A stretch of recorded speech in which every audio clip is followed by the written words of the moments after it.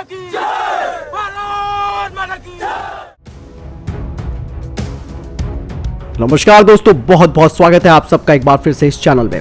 गलवान घाटी में पटकनी खाने के बाद चीन ने अपनी तैयारी और ज्यादा मजबूत करनी शुरू कर दी है और उसको अब डर लगता है भारत की स्पेशल फ्रंटियर फोर्स से। भारत की स्पेशल फ्रंटियर फोर्स में बेहतरीन लड़ाके शामिल है जो कि सैनिकों के रूप में चुना गया, जो पहले ही पीएलए के कैंप में मौजूद हैं। पीएलए लहासा में भी भर्ती अभियान चला रही है। वहीं अधिकारियों ने कहा कि चीन तिब्बतियों की ये भर्ती ऐसे समय पर कर रहा है जब भारत के साथ लद्दाख में उसका तनाव चल रहा है। भारतीय अधिकारी चीन में जारी इस घटनाक्रम पर बारीकी से नजर गड़ाए हुए हैं। वहीं दूसरे अधिकारी ने बताया कि चीन इन भर्तियों को ऐसे समय पर भी कर रहा है जब ऐसी खबरें आई हैं कि चीन के मुख्य धारा के सैनिक तिब्बत में ऊंचाई वाले इलाकों से काफी परेशानियों का सामना कर रहे हैं। ये सैनिक पहाड़ों में बीमार भी हो गए हैं।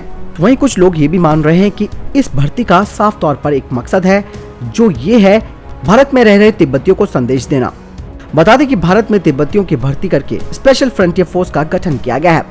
माना जाता है कि करीब 10,000 जवान तिब्बती हैं। 1962 में तैयार की गई स्पेशल टुकड़ी स्पेशल फ्रंटियर फोर्स भारतीय फौज का हिस्सा नहीं, बल्कि भारत की गुप्तचर एजेंसी रॉ यानी कि रिसर्च एंड एनालिसिस विंग का हिस्सा है। इस यूनिट का कामकाज इतना गुप्त होता है कि शायद फौज को भी मालूम नहीं होता कि ये क्या कर रही है।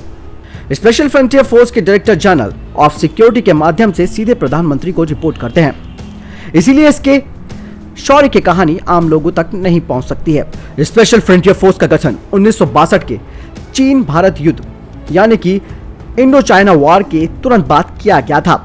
ये एक गुप्त यूनिट थी जिसमें तिब्बतियों, खास करके तिब्बतियों और गोरखाओं का ये मिश्रण है, जिन्हें इसमें भर्ती किया गया था। शुरू में इस यूनिट को 22 के नाम से जाना जाता था।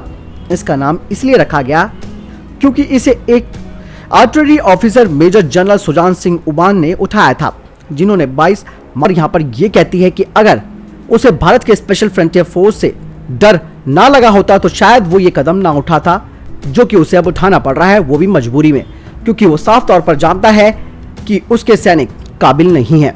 भले ही चीन की सेना तिब्बतियों को अपने आर्मी में क्यों ना रख ले, लेकिन तिब्बती अंदर से ये बात जानते हैं कि उनके साथ बहुत बड़ा धोखा चीन ने किया है और इस धोखे का जवाब देने के लिए भले ही वो चीन की फौज में भर्ती हो जाए,